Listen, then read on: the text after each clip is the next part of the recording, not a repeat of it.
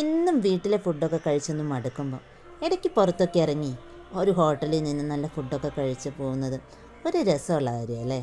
അപ്പോൾ അങ്ങനെ ഞങ്ങളൊന്ന് പുറത്തേക്ക് ഇറങ്ങിയതാട്ടോ. റിൻ്റെ പിന്നെ ഏത് ഹോട്ടലിൽ ഇപ്പോൾ കയറിയാലും അവൾ ബിരിയാണി ഓർഡർ ചെയ്യുള്ളൂ. അവൾക്ക് അത് തന്നെയാണ് ഇഷ്ടം. റിച്ച് പൊറോട്ടയും ബീഫ് ഫ്രൈ ആണ് ഓർഡർ ചെയ്തത്. ഞാനും ഏട്ടനും കൂടെ ചട്ടിപ്പൊറോട്ട കേട്ടോ ഓർഡർ ചെയ്തത്. എങ്ങനെയുണ്ടെന്ന് നോക്കാമല്ലോ. അപ്പം അതിന് വേണ്ടിയുള്ള വെയിറ്റിങ്ങിലാണ്.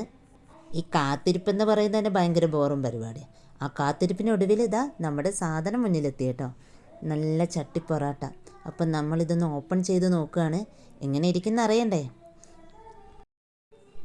അപ്പം ഞങ്ങളത് പതുക്കെ അതിൻ്റെ ആ ഫോയിലൊക്കെ മാറ്റി നോക്കിയപ്പോഴെന്താണ് നല്ല ചൂടുള്ള പൊറോട്ട. അതിൻ്റെ കൂടെ നമ്മൾ ബീഫ് ഫ്രൈ ഉണ്ട്, പിന്നെ ചിക്കൻ ഫ്രൈ ഉണ്ട്, പിന്നെ ബീഫ് 2 തരം ബീഫ് തന്നെ ഉണ്ട് കേട്ടോ.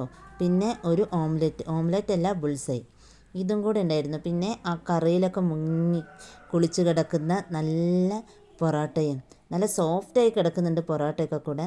അപ്പം അതിൻ്റെ സ്മെല്ല് കേട്ടപ്പോൾ തന്നെ ഒരു രക്ഷയുമില്ലായിരുന്നു കേട്ടോ. അപ്പം നമുക്കിതൊക്കെ ഒന്ന് കഴിച്ച് നോക്കാം.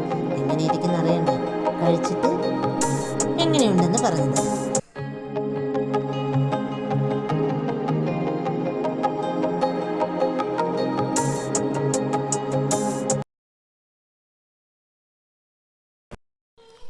വെറുതെ പറയല്ല, അടിപൊളിയാണ്.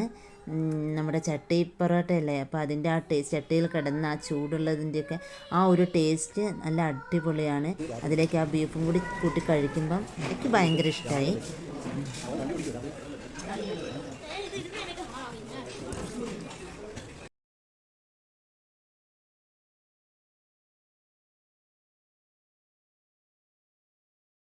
റിൻ്റെ പിന്നെ അവളുടെ ചിക്കൻ കാലും കടിച്ച് പറിച്ച് ഇരുന്നു. അവൾ എവിടെ പോയാലും ഇനി എന്ത് കഴിക്കണമെങ്കിലോ അവൾ ബിരിയാണി തന്നെ വാങ്ങി കഴിക്കുള്ളൂ. അപ്പം ഞങ്ങൾ ഫുഡൊക്കെ കഴിച്ച് കഴിഞ്ഞു. ഇനി ഒരു ലൈം ജ്യൂസിന് ഓർഡർ ചെയ്തിട്ടുണ്ട്. അതും കൂടി കഴിച്ച് കഴിഞ്ഞാൽ ഫിനിഷായി. അത് കഴിഞ്ഞ് നേരെ വീട്ടിലേക്ക് പോകും.